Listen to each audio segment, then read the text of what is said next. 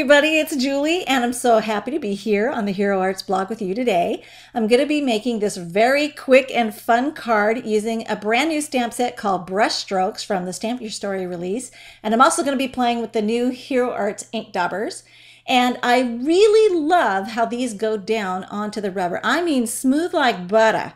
And I'm working with the Buttercup. I wanted to create a multicolored striped background, and I wanted the stripes to be alternating in color. So I'm going to start with the Buttercup yellow, and I'm going to lay that color down first, and I'm actually going to stamp it in a series, repeat it 3 times, and I've got this gap that's in between them. And then I could clean the stamp and come back with the tomato red, and this would eliminate all the hassles of, cleaning in between. So the great thing about these images is that you can eyeball things and it's all gonna look good because you don't have to be really super precise. So that's kind of great for someone like me who's a total control freak, but when you need to wing it, it's a great way to cheat because these images are so fluid. You have the ability to do that.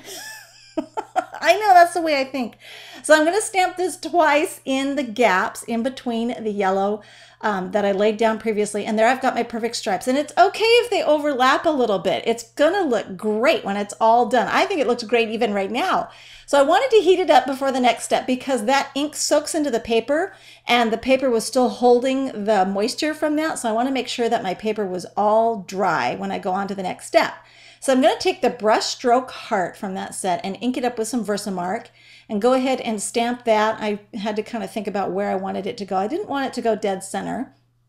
So I'm going to put it up there in the upper left, and then we're going to go ahead and use the delicious Hero Arts white embossing powder. I love this embossing powder because it's such a nice bright white and it finishes so smoothly when you heat it. Just a really nice finish.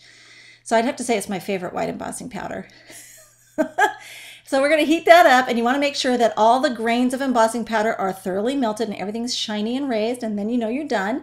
And then I'm just going to quickly write love you with a Pigma Micron. This is a 0.8 nib, and it's just a bullet nib, and I like to write that really quickly. I didn't happen to have a stamp that actually, had that look the way I wanted it in the size that I needed, so I just hand wrote it.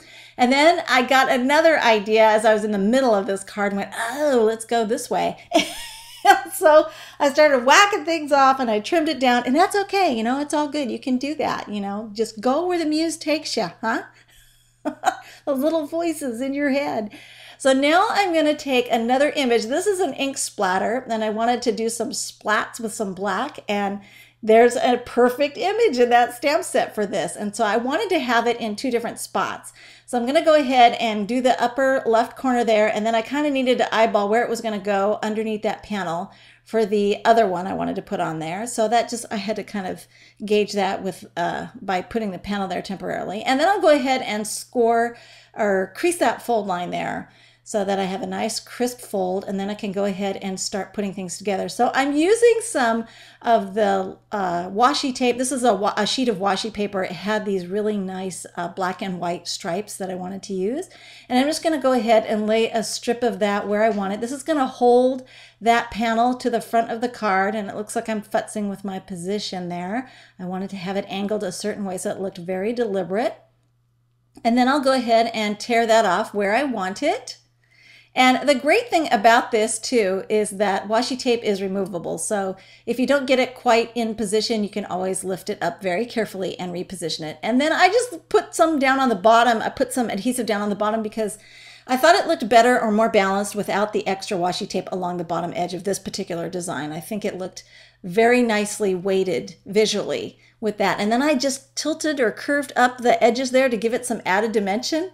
And there it is. Isn't that just a fun card? I just love how quickly that came together and how fun and bold the colors are and the combination of the daubers with the black ink. Awesome. Thanks for watching.